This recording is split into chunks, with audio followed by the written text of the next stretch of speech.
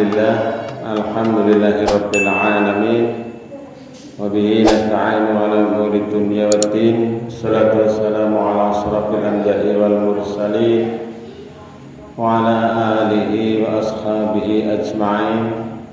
Rabbi shrah li sadri wa yassir li amri wahlul 'uqdatam min lisani yafqahu qawli. Qala Allah Ta'ala fil Qur'anil Karim. A'udzu billahi minasy syaithanir rajim. Bismillahirrahmanirrahim. Innal ladzina kafaru min ahlil kitabi wal musyrikina fi nari jahannam khalidina fiha. Ulaika hum syarrul bariyah. Al-ayat sadaqallahul azim. Amma ba'du. Para bapak, ibu lan sedherek kaum muslimin wal muslimat rahimakumullah, monggo sarengan wonten kesempatan minulya menika kita ngunjukaken rawuh syukur bi qaulina alhamdulillahi rabbil alamin. Dene wekdal menika dalu menika kula panjenengan sami tasimak kempal tunggal wonten ing menika majelis, mugi-mugi tansah pinaringan ridhonipun Allah Subhanahu wa taala. Amin ya rabbal alamin. Salajengipun monggo kita remen seneng ngunjukaken selawat salam dumateng junjungan kita Nabi besar Muhammad sallallahu alaihi wasallam. Jadi walaupun beliau sudah kembali, sudah wafat, kita senantiasa memanjatkan sholawat, bahkan salam. Kalau melewati makam Nabi itu berada di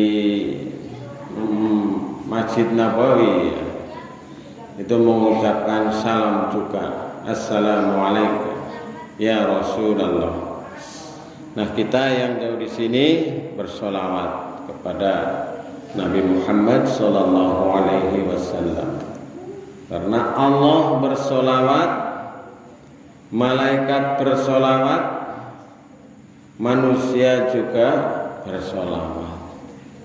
Untuk apa? Untuk kembali juga kepada diri kita yang melaksanakan solawat. Maka perbanyaklah membaca solawat. Solawat yang disyariatkan, yaitu Allahumma sholli ala Muhammad, atau ketika disebut nama Muhammad kita mengucapkan sallallahu alaihi wasallam. Jadi kita dengan mudah, dengan ringan, dengan enteng, dengan harapan nanti kita akan bersama barisannya para nabi, para syuhada, para sholihin, bareng-bareng mlebu maring surga. Kabeh kula jenengan sami mesti kepengin mlebu surga. Apa ana sing kepengin mlebu neraka?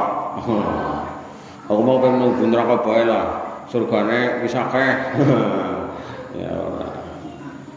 Takut kita sebenarnya kepada neraka kalau diceritakan dalam Al-Quran itu bagaimana kondisi neraka, bagaimana kondisi surga yang diceritakan di dalam Al-Quran maupun di dalam hadis itu. Ya, surga itu kebahagiaan yang belum pernah dirasakan, yang belum pernah dilihat, yang belum pernah kita menikmati. Saking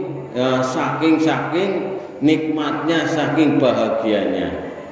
Demikian pula di neraka, kebalikannya. Neraka itu belum pernah kita lihat, belum pernah kita merasakan, belum pernah kita mengalami, saking sengsarane, saking larane, saking jadi kita berlindung kepada Allah, mudah-mudahan kita dijauhkan dari siksa api neraka. Qu anfusakum wa ahlikum nar. Jagalah diri kita dan keluarga kita dari siksa api neraka. Yang mana neraka itu dijaga oleh malaikat, yang malaikat itu tidak pernah mengingkari perintahnya. Nah, malaikat niku makhluk yang paling taat. Tidak ada malaikat yang mengingkari atau tidak patuh kepada perintah Allah. Malaikat Jibril, sampaikan wahyu, sampaikan ayat ini kepada Nabi Muhammad. Ya, diturunkan kepada Nabi Muhammad. Tidak dikorupsi. Oke, ayatnya apik. Diumpetna disit. Tidak.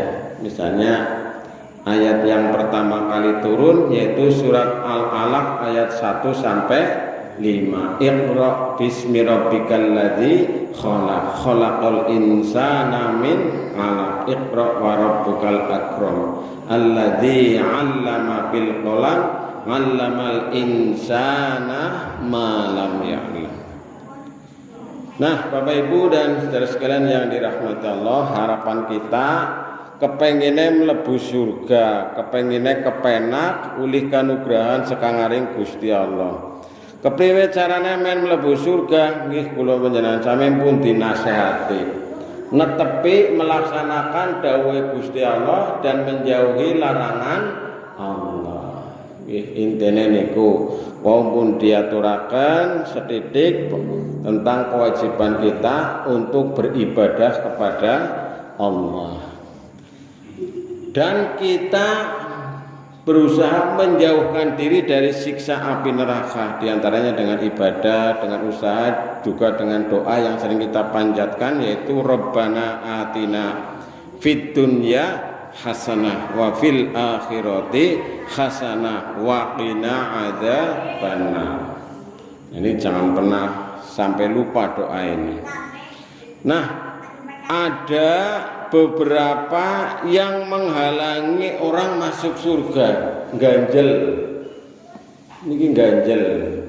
Dalam keterangannya Rasulullah Shallallahu Alaihi Wasallam menyampaikan beberapa penghalang masuk surga.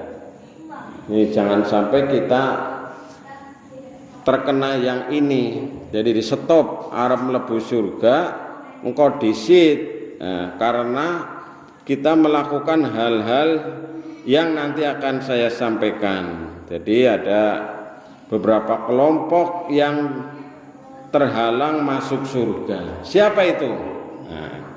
Yang pertama orang yang memutus tali silaturahim.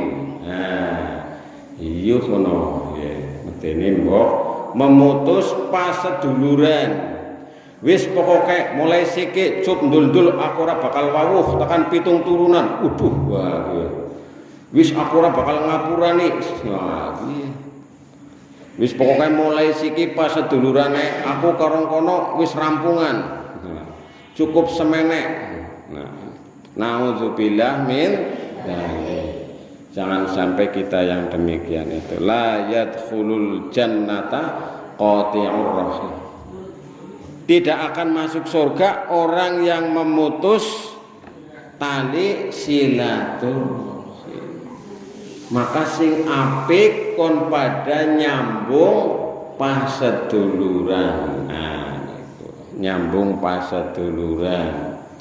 Apa maning nang Al-Qur'an iku dipun ngendikaken innamal mu'minuna ikhwatun.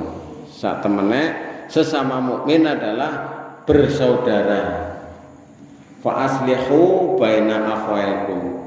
Kon didamekna nek ana sing ora akur, ora guyub utawane bertikai. Pun nggih niki si nomor setunggal monggo kula njenengan sami ngreksan jaga. Ya syukur bagai bisa nambah sedulur nggih, nambah sedulur, nambah kanca, nambah sedulur-sedulur sing wis ana direksa dijaga silaturahim. Silaturahim niku nek cara panjenengane Kanjeng Nabi siji bakal nambah rezeki. Nomor lorone bakal ndawakna umur, baik itu secara lahiriah umure didawakna utawane jenengane didawakna apike karena silaturahim itu.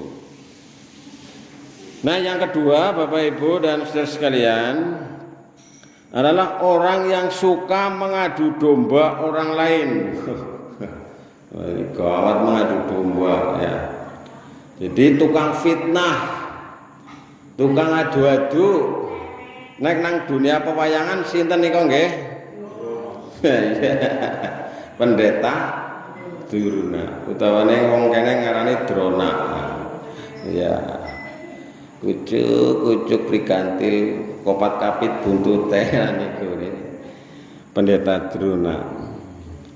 Senengane adu-adu antara Pandawa karo Kurawa. Adu-adu pokoke nek ora ana Drona ya ora ana perang. Akhirnya timbule pirang-pirang salah paham sing akhirnya terjadi berbagai macam pembunuhan.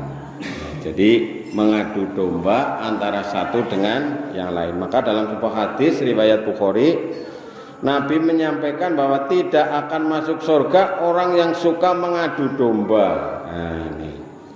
Jadi kita ini menghindari mengadu domba. Nah, ya. Ini juga kepada anak-anak, juga kepada kita, orang tua, orang dewasa, sama semuanya kita berusaha menghindari mengadu domba. Nah, ini biasanya sangat dekat dengan fitnah. Padahal al-fitnatu asyaddu minal qatl. Fitnah itu lebih kejam daripada pembunuhan. Kalau pembunuhan sekali itu rampung, tapi kalau fitnah malur-malur tekan ngendi ora. Apalagi kalau yang difitnah itu antar kelompok. Kelompok A difitnah dengan kelompok B, akhirnya terjadi pertikaian antar kelompok, antar suku, antar ras, antar golongan, antar agama, karena apa? Fitnah. Nah, ini orang yang demikian ini termasuk orang-orang yang terhalang masuk surga. Nauzubillah min dzalik. Semoga kita dijauhkan dari yang demikian itu. Jadi jangan sampai kita mengadu domba, malah diusahakan kita ini mengakurkan, guyubaken, mendamaikan, fa aslihu baina akhwaikum, mendamaikan saudara-saudara kita yang bertikai. Maka diantara berbohong yang diperbolehkan adalah mendamaikan saudara yang bertikai. Misalnya panjenengan anak sedulur A karo sedulur B ora akur, jenengan mari nggone sedulur A, si A uli salam sakang aring B, jere sapa ora ketemu aku ge kaya kae melengos, iya wingi nitip salam maring aku ngono ya, padahal anu ora. Ge malah titip ge nggawa buah anggur 5 kilo, ngono sing bener bae. Kira-kira tampani mboten niku teng A. Ngerti anu kelanganane si A digawani buah anggur 5 kilo. Ora sekilo pira kae anggur sing main ya. 80 nggih. Nah, berarti 400.000. Oh ya wis tak tampani ya. Ya tak tampani ya. Ya suwe-suwe ya. Ya anu matur nuwun ya. Terus jenengan mari nggone si B untuk maringana. Assalamualaikum, waalaikumsalam. Anak apa ki ngene-ngene kadingaren. Kiye aku iki bar ketemu karo si A titip salam karo kono. Ah sing bener bae iki ketemu aku malah arep nabrak. Iya kiye salam ngono sekarang malah kiye ngirimi kono kiye buah apel kiye. Ngerti anu senengane kae buah apel gawane buah apel. Buah apel sih bener bae kowe. Aku lagi pengen banget buah apel aja nglombone. Ya orang nglombone ya ki nggawa buah apel tiba bruk 10 kilo. Wah, seneng banget. Ya, akhirnya karena ini atas inisiatif panjenengan akhirnya jadi bahasa ketemu jadi mesam-mesam matur nuwun ya wingi kaya buah anggur ya. Oh ya pada aku ya matur nuwun kayak buah apel ya gue. Aku nu lagi pengen banget kemlecer ngurung buah apel nang aring alun-alun malah teka kaya ngapa seneng ngembok lah ya. Ya matur nuwun ya. Akhirnya tos wis wawuan maning. Nah niku apik sing kaya niku termasuk bohong yang diperbolehkan insyaallah. Kemudian yang ketiga ini. Yang ketiga adalah tetangga yang merasa tidak nyaman atau tidak aman dengan keberadaannya. Ini sebuah hadis Rasulullah menyampaikan tidak akan masuk surga orang yang mana tetangganya tidak aman dari bahayanya. Makanya dalam sebuah hadis juga disebutkan barang siapa yang beriman kepada Allah dan hari akhir maka janganlah menyakiti tetangganya. Nah, dalam hadis Rasulullah menyampaikan dalam beberapa kriteria, dalam beberapa matanya itu mangkana yu'minuna billahi wal yaumil akhir fal yukrim jaroh. Ada lagi yang fal yukrim doifah. Barang siapa yang beriman kepada Allah dan hari akhir maka muliakanlah tamunya. Barang siapa yang beriman kepada Allah dan hari akhir maka muliakanlah tetangganya. Ya, tetangganya. Siapa tetangga nek cara Kanjeng Nabi niku sing jarane tetangga kowe 40 omah sekangaring sekitare kula jenengan sami. Kira-kira 40 omah lah. Iya, kira-kira se-RT lagi. Jadi kira-kira niku tetangga. Ya nek diukur radius mungkin ya sekitar mungkin apa sekilo apa pinten nggih, tergantung gue nek omah sing arang banget kaya nang ngaring luar Jawa mana ya.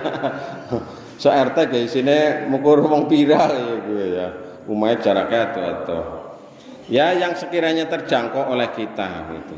Jadi orang yang tidak nyaman malah merasa bahaya dengan keberadaan orang yang demikian itu. Waduh, ya basanu, nah basanu engko hilang kon kan anu kuatir ya. Basanu ngamuk maning engko.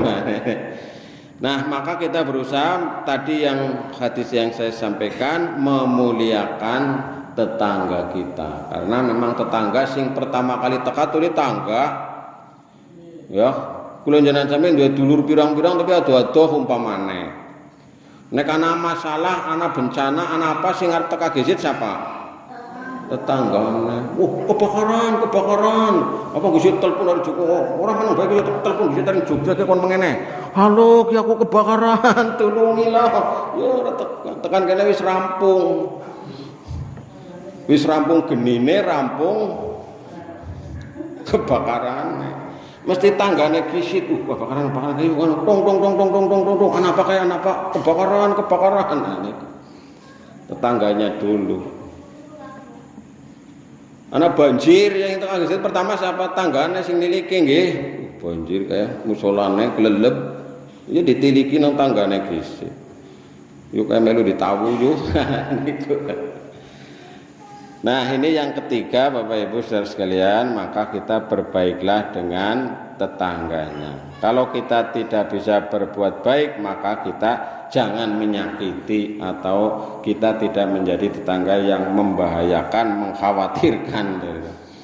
Kemudian keempat, orang yang di dalam hatinya ada kesombongan walaupun sebesar biji sawi. Jadi ini hadis yang sangat populer, tidak akan masuk surga orang yang di dalam hatinya terdapat sebesar biji sawi dari kesombongan. Jadi orang yang sombong, orang yang angkuh, orang yang bahasa Jawane niku napa nggih gumedhe napa nggih. Jadi merasa dirinya hebat dan merendahkan orang lain. Jadi kita ini soalnya saya disombongna teng kula jenengan sami apa sih? Saya disombongna apa mboten nonton Pak asline. Yang bisa memakai pakaian sombong itu hanya Allah, karena Allah yang maha besar, Allahu Akbar, Allah yang maha suci, subhanallah, Allah yang kita puji, alhamdulillah, Allah yang kita tempat menyembah, Allah yang tempat kita mohon ampun dan seterusnya. Lah menungsa sing dibanggakna napa mboten nonton. Banda dunya arep ditinggal mengkonek mati. Rupa cantik gagah nan menawan bakale ganti tua, bakale peot, bakale ireng, bakale keriput dan seterusnya. Ibu-ibu zaman nom yen ayu banget iki kan ngilo wis beda, aku dereng beda yen ya. Bapak-bapak kalau iki beda aku keton tua ya. Sing dibanggakna apa? Jadi tidak ada kebanggaan yang berlangsung lama abadi bagi kita, maka hendaknya kita menghindarkan diri dari sikap sombong. Orang kayak aku, orang kayak nyong, orang kayak kula. Kinang kene ngerlang aku, dan lain sebagainya. Jadi kita hendaknya menjauhi yang keempat ini, berlaku sombong. Maka kita hendaknya berlaku tawadu, artinya kita rendah hati, jangan sampai kita memiliki sifat kibir atau sombong. Kemudian yang kelima, Bapak Ibu dan saudara sekalian, adalah orang atau anak yang durhaka kepada kedua orang tuanya. Durhaka. Ini cara minana cerita-cerita anak durhaka itu kan banyak. Cerita yang legendaris mien jenengane maling kundang. Ya, cerita kok nyeritane bocah-bocah niku nggih. Juga dalam cerita-cerita zaman dulu itu ada sahabat Nabi ya, yang mau meninggal itu sulit sekali matinya angel. Karena apa? Karena durhaka kepada ibunya. Jadi sahabat niku ahli ibadah, rajin ibadah, puasa rajin, maca Qur'ane rajin, wis pokoke ibadah peng-pengan, pol-polan. Nah, menjelang matinya itu dia tidak mati-mati, sakaratul maut suwe banget orang mati-mati, wis dituntun nang ngaring para sahabat orang gelem mati. Terus akhirnya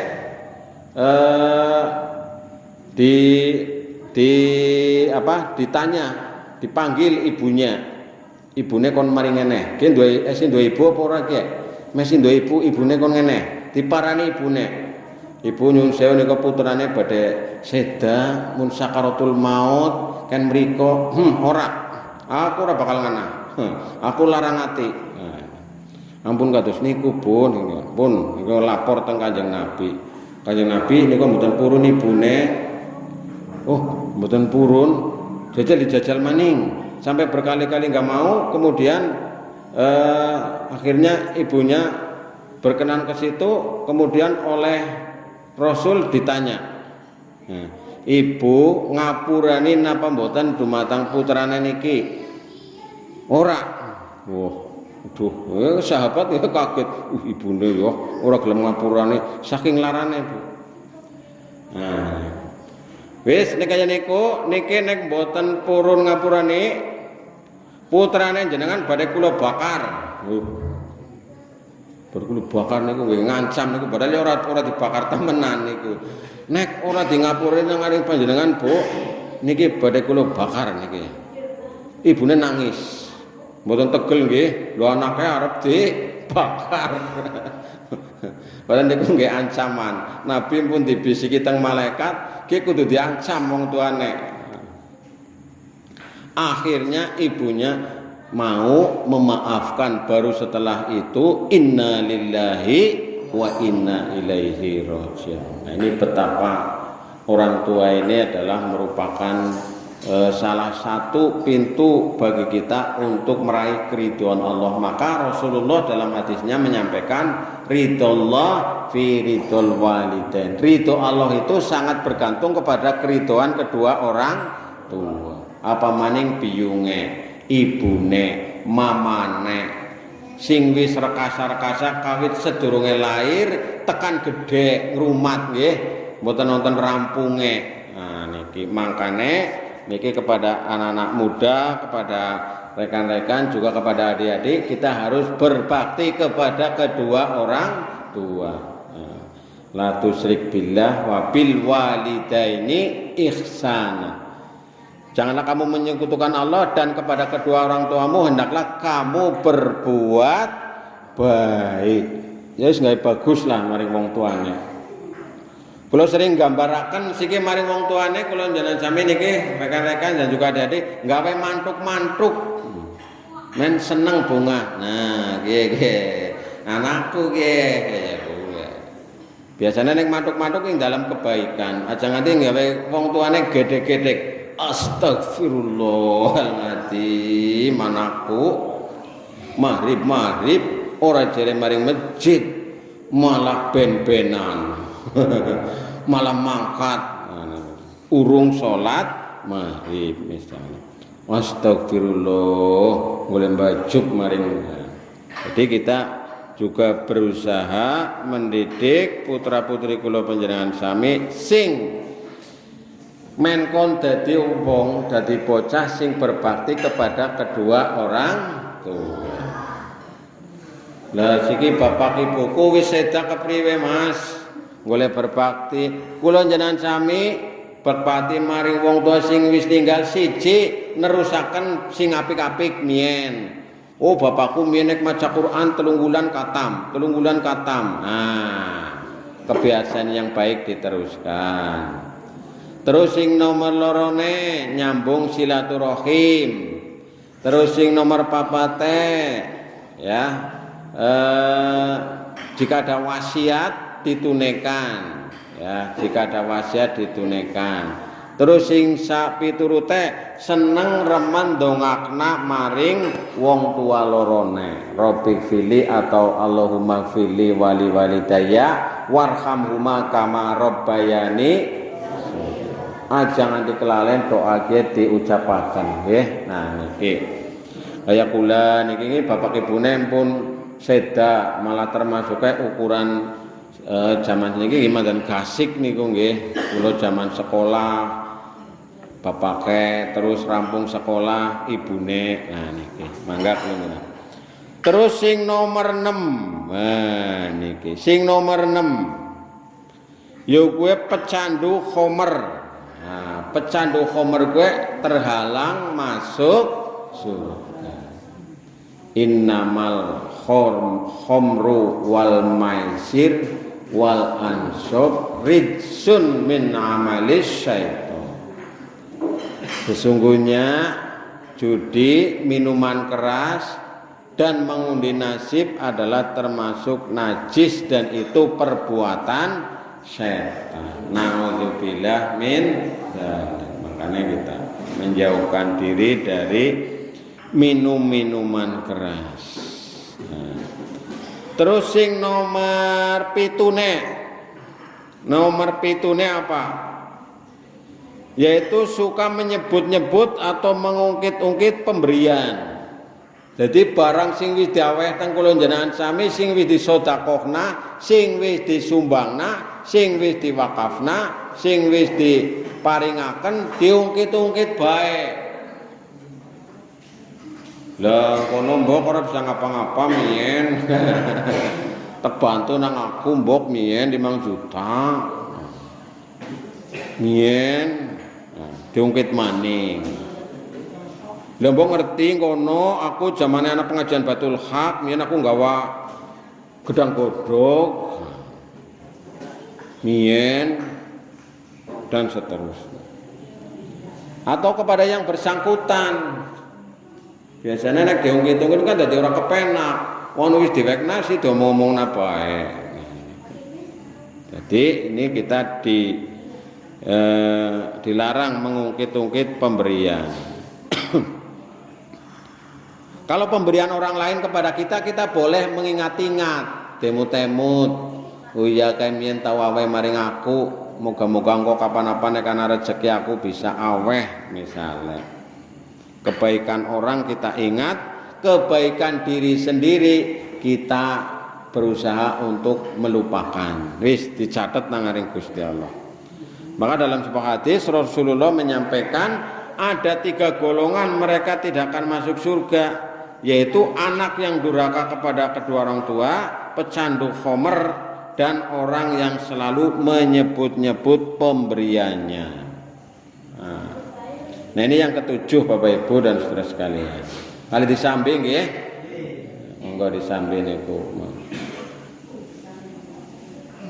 Kemudian yang ke-8, orang yang belum terbayar hutangnya. Nah, iki men gawat niki nggih. Mangkane niku nek wonten tiyang seda biasanya wonten ibrong ya, wonten carane napa nggih? Pernyataan. Nggih.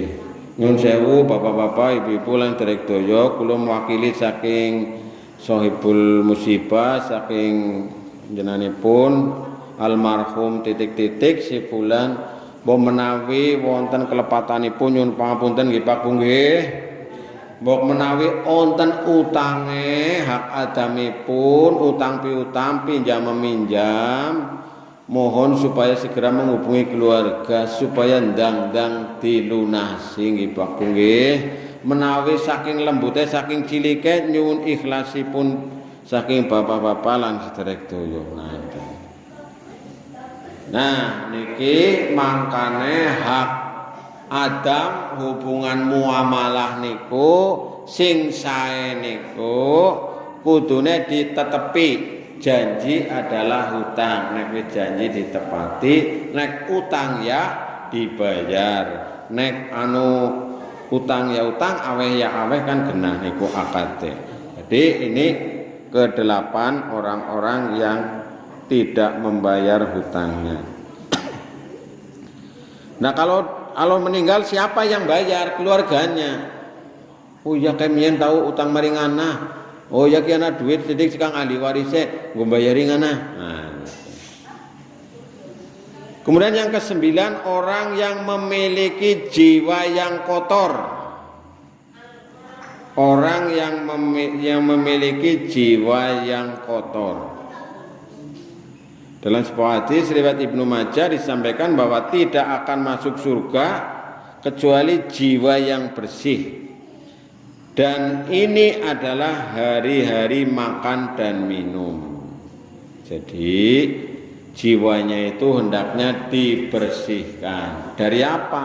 Dari penyakit-penyakit rohani.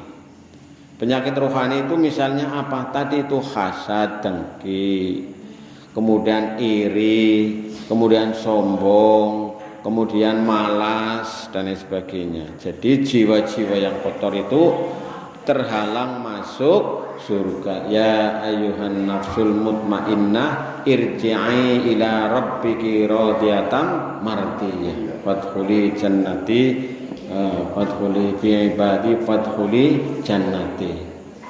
Jiwa yang tenang, jiwa yang bersih, jiwa yang terbebas dari penyakit-penyakit hati.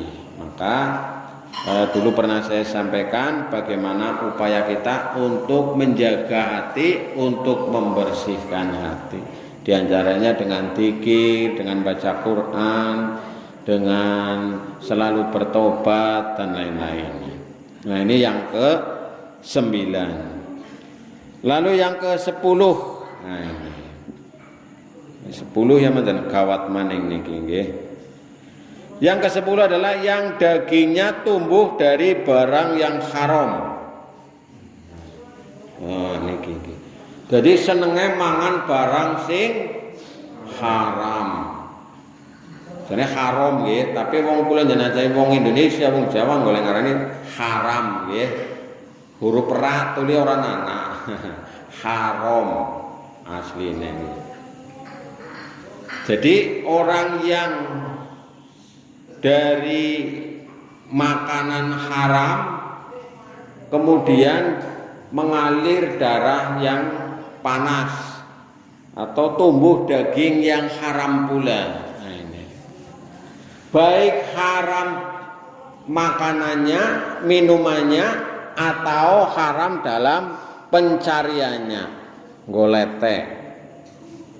Golete utawane barang sing haram apa misale mohon maaf nyun sewu nggih barang sing haram misale napa nika celeng apa ya Celeng. Apa sih bahasa Indonesianya apa celeng? Babi nggih, misalnya. Ini kan jelas-jelas dalam Al-Qur'an. Hurrimat 'alaikumul maitatu waddamu walahmul khinzir. Diharamkan bagi kamu niki maitatu mayit apa bangke mayit lah. Bangke batang kowe ora dipangan. Jenengan lagi liwat ngapa maring dering tukang lurus nang dalan ana wedhus gletak nang tengah dalan. Terus tumpak nang motor tutupi kandi balik dietel-etel. Nah, itu enggak boleh kecuali ketika menemukan urung mati terus disembelih. Nah, itu namanya bangke. Hurimat 'alaikumul maitatu wadamu dan darah. Minum atau makan darah itu enggak boleh. Misalnya nyembelih ayam diadangi ketieh, terus baru terus diseruput. Misalnya utawane diendapkan terus dadi apa kayak jenenge? Iya, didik utawane marus apa ya jenengane. Iya. Hurimat 'alaikumul maitatu waddamu walahmul khinzir dan daging babi. Gena-gena daging babi, ngerti-ngerti daging babi dipangan bae. Kecuali kejabane anu ora ngerti. Tapi anu bener-bener ora ngerti. Jenengan lagi maring bali, mandek nang warung makan restoran, ora ngerti wong judule nang kono ayam geprek. Jebule isine anu iwak babi. Ngerti-ngerti bahasa metu. Mas, jenengan mandek nang warung makan gue. Nah, apa sih? Kudune anu iwak babi. Astagfirullah. Ya wis kadung mlebu. Maka di akhir ayat itu boleh dalam keadaan terpaksa. Lagi numpak perahu kendang orang bisa bali maning, orang ngerti jalan bali terdampar di sebuah pulau, orang ana batire, orang ana kancane, orang ana apa-apa, anane kewan niku babi, wis babine disembelih pangan. Lah mati nek ora mangan. Misale nah niku. Dalam keadaan terpaksa, tapi ya wis pisan bae kok bali gari ini enak ya, wong golet maning lah. Wis beda kowe. Jadi tidak boleh. Nah, itu barangnya. Ya, barangnya. Nah, sekarang cara mencarinya. Nah, ayam. Ayam mana udu ayame dewek misale lagi mlaku-mlaku nang endi anak ayam didemek wadai sarung gawe bali. Nah, misale sembelih. Ayame halal. Tapi golek-golek sing ora halal, artinya itu menjadi barang haram karena caranya. Nah ini menghindari. Maka bahasane nyun sewu tukang copet, bahasane sing nyolong-nyolong, itu rezeki yang tidak barokah. Nglomboni, menipu, nggih niku nggih.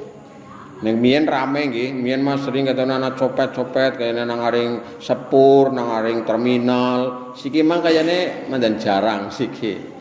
Sing akeh siki malah korupsi.